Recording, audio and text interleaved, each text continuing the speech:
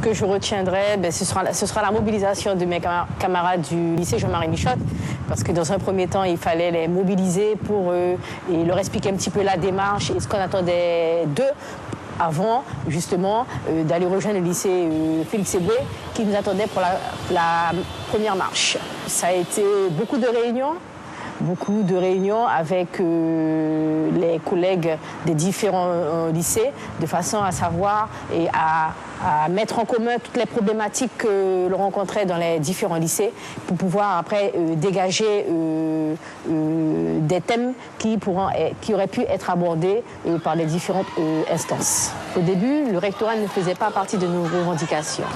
Ce qui nous intéressait, c'était les différents problèmes que l'on rencontrait dans le lycée, à savoir le renouvellement du matériel que l'on utilisait qui était devenu obsolète.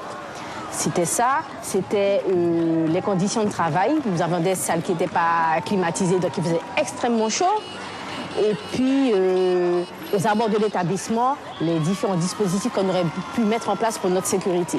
C'était la première revendication.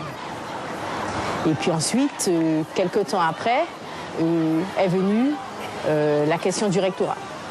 Alors ce que je retiens, c'est surtout la mobilisation de mes camarades du lycée Jean-Marie Michotte. Quand il a fallu, avant d'aller manifester, c'était mobiliser les troupes et donner les directives, à savoir quel est le comportement qu'il fallait avoir lors des défilés, qu'il n'y ait pas de débordement. Et il y a eu dans certains des camarades qui ont dit « Ok, on y va, on va rejoindre le lycée Félix Éboué et nous sommes exemplaires ».